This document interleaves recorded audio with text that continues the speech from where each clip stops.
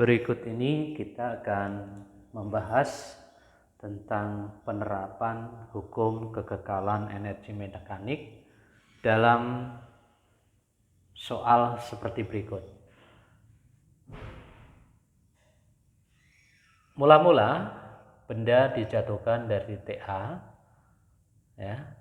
dijatuhkan dari titik A dari tanah setinggi 10 meter. Nah, kemudian masalah yang ingin ditanyakan dalam soal ini adalah berapa kecepatan benda di titik B. Nah, posisi titik B ini benda berada 4 meter dari permukaan tanah. Nah, bagaimana cara menyelesaikan masalah ini dengan menggunakan hukum kekekalan energi mekanik? Kita data terlebih dahulu ya. Untuk titik A ini kita gunakan acuan tanah sebagai ketinggiannya itu adalah HA. Kemudian di sini kita juga acuannya harus sama, yaitu tanah juga. Kita sebut ini HB. Ya. Nah, HA ditinjau dari tanah, berarti titik A ini dari tanah ya. Kalau ini seperti ini ground artinya tanah ya. Tanah, maka kita peroleh di sini adalah 10 meter ya.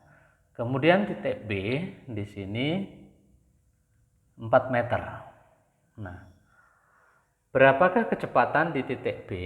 Kita bisa lihat datanya. Mula-mula benda dijatuhkan. Nah, benda dijatuhkan itu artinya posisi di titik A, kecepatan awalnya di titik A itu adalah 0. Ya, dijatuhkan itu artinya tanpa diberi kecepatan awal.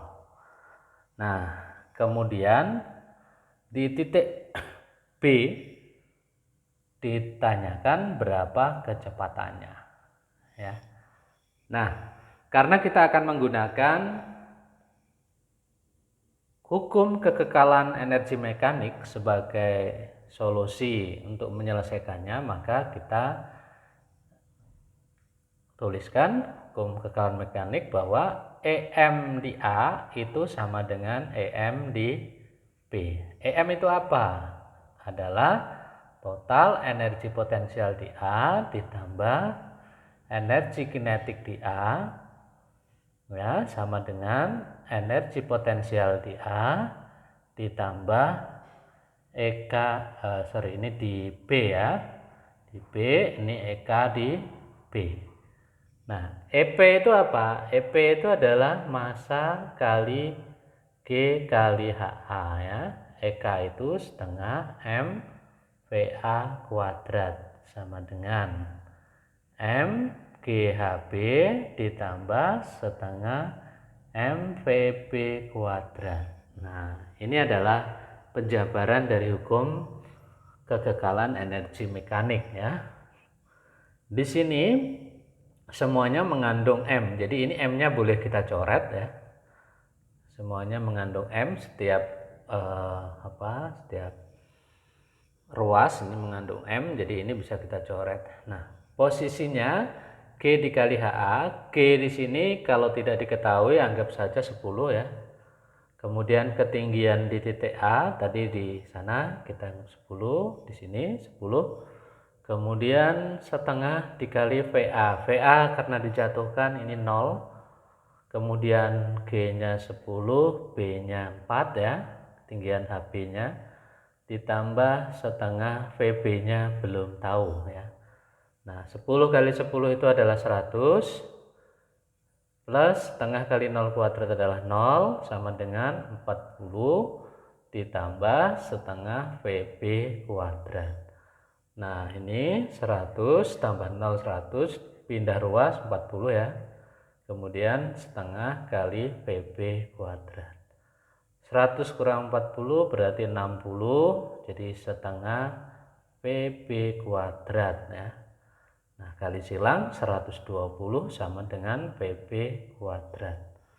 Ini bisa kita keluarkan PB akar dari 120 ya. 120, kalau mau dikecilkan lagi 4 kali 30 ya, 4 kali 30. Oke, bisa dikecilkan berarti 2 akar 30 meter per sekon. Nah, ini cara menyelesaikan masalah tentang hukum kekekalan energi mekanik dari soal jatuh bebas ya. Nah, jadi kesimpulannya untuk mendapatkan jawaban kita harus gunakan pertama, dari titik-titik yang dilalui itu kita harus membuat satu kerangka yang kita sebut sebagai ini adalah acuan ya. Acuan antara dua titik itu harus sama. Kenapa harus sama? Karena benda ini benda yang sama ya, bukan benda yang berbeda. Benda ini jatuh kemudian melewati titik B ya. Jadi bendanya sama, ini jangan dianggap ini bendanya beda ya, sama. Maka acuan yang kita gunakan juga harus sama. Oke, jadi setelah itu data-data yang diperlukan kita tuliskan terlebih dahulu ya. Oh, ketinggiannya dari acuan tanah misalnya di sini 10, titik B berarti ini 4. Kemudian di dalam soalnya sudah dikatakan mula-mula benda dijatuhkan. Nah, dijatuhkan itu artinya tanpa diberi kecepatan awal. Itu berarti menginformasikan kecepatan di titik A itu mula-mula adalah 0. Maka ketika sampai di titik B kecepatannya berapa, maka kita gunakan hukum kekekalan energi mekanik bahwa di setiap titik benda yang dilalui itu energi mekaniknya itu selalu sama. Oke.